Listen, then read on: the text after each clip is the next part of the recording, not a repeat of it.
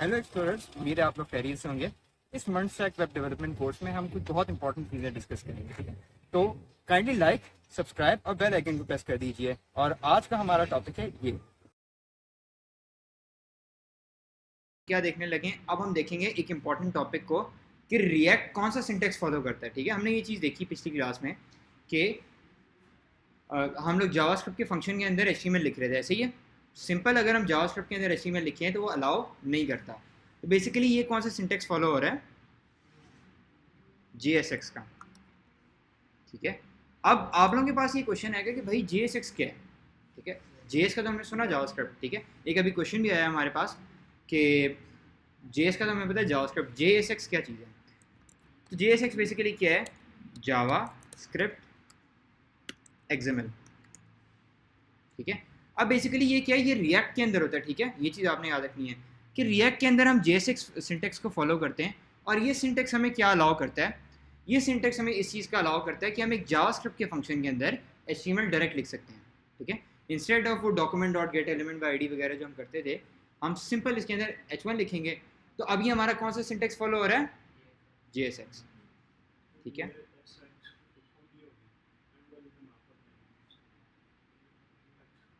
JavaScript XML, JSX। XML की होती है आपकी, क्या कहते हैं, मार्कअप लैंग्वेज है। इसकी होती है, एग्जैक्ट मेरे भी माइंड में नहीं आ रही, हालांकि इजी सी है। एक्सटेंसिबल मार्कअप लैंग्वेज याद आया मुझे, एक्सटेंसिबल मार्कअप लैंग्वेज होती है, ठीक है। ये देखें, एक्सटेंसिबल मार्कअप लैंग्वेज, ठीक है। XML की फुल फॉर्म क्या होगी, एक्सटेंसिबल मार्कअप लैंग्वेज। अब ये बेसिकली आपको क्या अलाउ करता है, ये JSX के बारे में भी मैं आपको दिखा देता हूँ। JSX क्या है बेसिकली, ठीक है। JavaScript stand for JavaScript XML JSX allows you to write HTML in React, ठीक है। यानी कि JavaScript जब हम लिख रहे हैं तो उसके अंदर हम क्या करते हैं, HTML भी लिख सकते हैं। डन। अच्छा जी, ये वाला पॉइंट क्लियर हुआ। तो अब ये बेसिकली ये जो हमारा सिंटेक्स फॉलो हो रहा है इसके अंदर कौन सा हो रहा है, JSX हो रहा है। अच्छा जी, अब JSX के अंदर क्या है स्टूडेंट्स, ये चीज़ याद रखनी है कि एक तो रिटर्न लाजमी होना चाहिए आपका फंक्शन के अंदर, रिटर्न लाजमी होना चाहिए। दूसरी बात, अगर मैं इसमें दूसरी लाइन लिख लेता हूँ,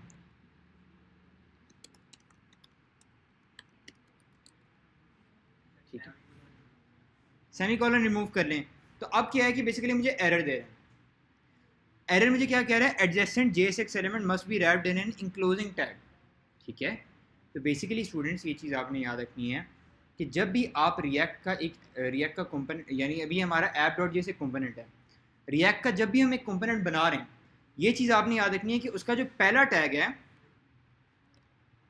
डिव, वही उसका आखिरी टैग होना चाहिए, यानी इसकी क्लोजिंग होनी चाहिए प्रॉपर। अब जैसे फॉर एग्जांपल मैं यहाँ लिखता हूँ हेलो वर्ल्ड, तो ये मुझे कुछ भी नहीं कहेगा, ये कहेगा ठीक है यार कैरी ऑन। डन। नज़र आ रहा है, कोने में मुझे नज़र आ रहा है हेलो वर्ल्ड। पर अगर मैं इसके अंदर एक से ज़्यादा मैंने लाइंस लिखनी है तो मुझे क्या करना पड़ेगा, मुझे यहाँ लिखना पड़ेगा इस तरह करके ब्रेसेस यूज़ करने पड़ेंगे और उसके अंदर काम करना पड़ेगा। और ये चीज़ मैंने मेक श्योर करनी है कि मेरा पूरा जो कंपोनेंट है वो रैप हो। रैप किस तरह, फॉर एग्जांपल डिव है, एक डिव बनाया हो, डिव की ओपनिंग क्लोजिंग हो और इसके दरमियान में मैं काम करूँ, ठीक है। जैसे H1 hello this is react, और यहाँ H2 लिखता हूँ,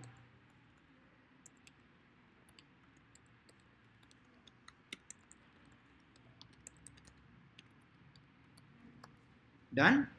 my name is Rafi and I am working.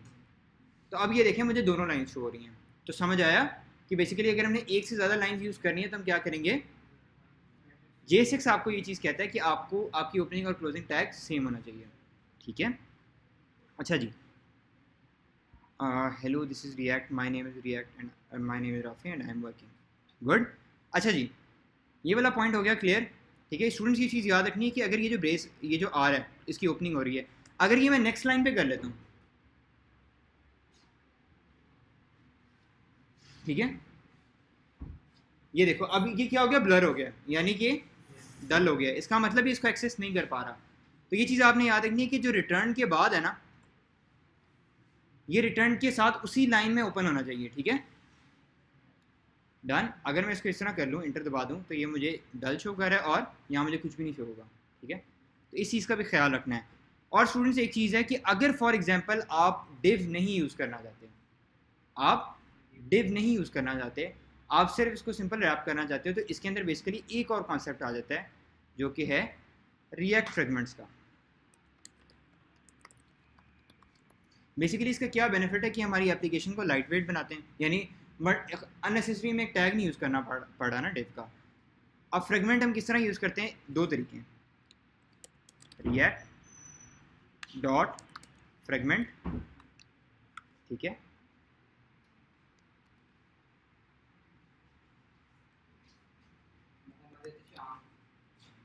हमें एरर क्यों आ रहा है रिएक्ट वाला, रिएक्ट इज़ नॉट डिफाइंड, हमें कोई भी अगर चीज़ यूज़ करनी है तो उसको हमें इंपोर्ट करना पड़ेगा ऊपर, इंपोर्ट रिएक्ट फ्रॉम रिएक्ट। अब हमारा इशू रिजॉल्व हो जाएगा।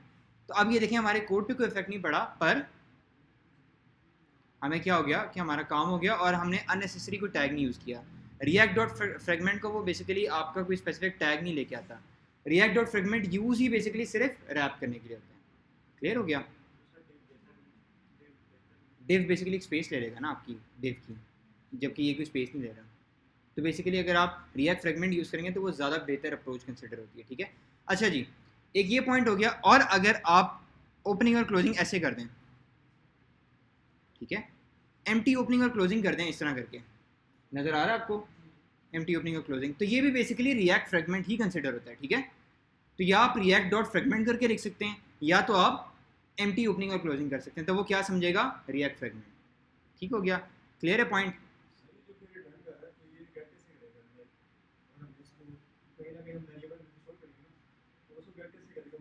मैं आपको बताता हूँ, इसके अंदर बेसिकली जो कंपोनेंट्स वाला कॉन्सेप्ट है ना, वो ये होता है कि हमने ऐप को रिटर्न कर दिया। अब ऐप का जो पूरा फंक्शन है ना, वो कर रहा है इसको रिटर्न, ठीक है।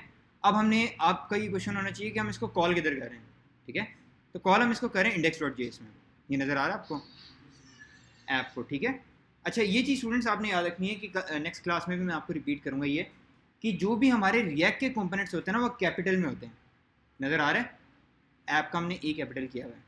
और इसी वजह से मैं आप लोगों को कहता था कि HTML जब हम कर रहे हैं तो हमने HTML के जो टैग्स हैं उनको स्मॉल में लिखना है, कैपिटल नहीं करना, ठीक है। क्लियर हुआ पॉइंट। तो बेसिकली इस तरह करेंगे, जब हम कंपोनेंट्स को डिस्कस करेंगे ना नेक्स्ट क्लास में, आपको चीज़ें और क्लियर हो जाएंगी।